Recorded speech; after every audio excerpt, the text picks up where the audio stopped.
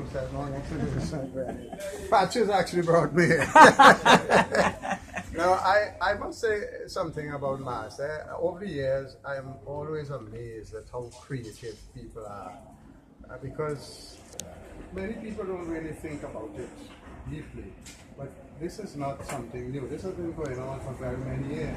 But every year, as you look at mass, you wonder, how do people come up with all of these ideas, and how do they convert them into these real marvelous costumes? That is an amazing talent. And as I said, I've never ever played mass, and I don't think I will, because it's not my thing. But I've always followed the mass, and I always silently critique the various bands as they come up on stage and so forth. It's an amazing talent, and we are very, very pleased to be able to assist in whatever small way we can. But it's really sad that an aspect of our culture that is so important, that the Ministry of Tourism, the Ministry of Culture, the government can't find a way to assist mass men and mass bands, mass people in a meaningful way. For the sake of a few $1,000s, for example, this building could pay for its own electricity and water. All that the government has to do is to pay the utilities, the outstanding amounts that other users of the building left on the property. And the arrangement, the utilities know this. The occupiers simply have to make a deposit, so that if they have to leave in a hurry, they don't leave like the previous ones do. But the government should take care of the previous bills, and that would enable the people who use this facility to be able to work. For example, as the hours come up, they want to work in the night, and they have no electricity, there's no water. So these are little things, but it is what makes life so much easier, so much better. And you must not just talk about supporting mass and culture. You must act it out. You must show people that you mean you have support, and that you recognize the tremendous contribution that Carnival makes to all of that. I mean, our tourism product is so small and dwindling. The Carnival movement is a big one, and we really need to maximize it. Can we rely on a promise that when we get a new administration, especially a new Democratic administration, this is something that will be on the top of the agenda? And I know you're the chairman of the New Democratic Party, so you have some clout. Talk to us. No, but Luzette, that has always been part of the NDP's philosophy. I mean, John Horn, who doesn't get a quarter of the praises he deserves for his tremendous contribution to culture, has spelled out the philosophy there, and has practiced.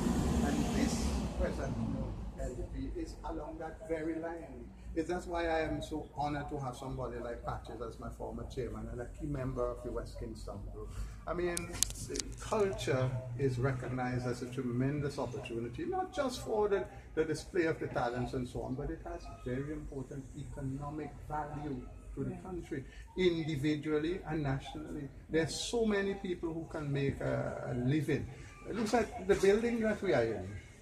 For the first time coming up here and looking in the back, I never realized there's so much space in the back of this building. Huge space that is just open with garbage and so forth. I mean, that's an area that can be clean. Patches and I were just talking about this.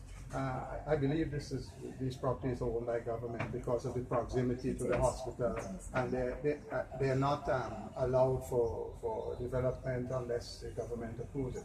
But in the meantime, they have been sitting here for very many years, and you can do temporary things. I mean, this is in such close proximity to Victoria Park, for example. This huge space can be used not just during Carnival, but afterwards for all kinds of cultural and other activities.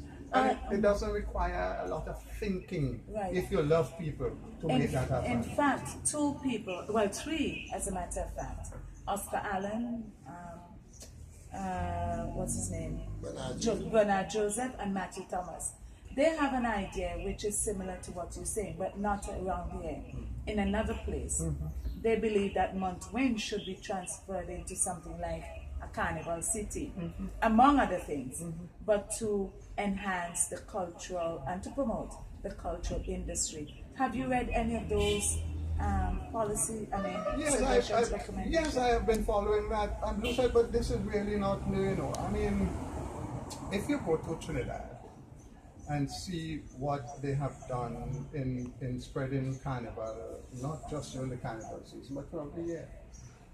Ironically, Barbados, which is the newest kid on the block, is leap years ahead of us in carnival and culture, their crop over and so forth.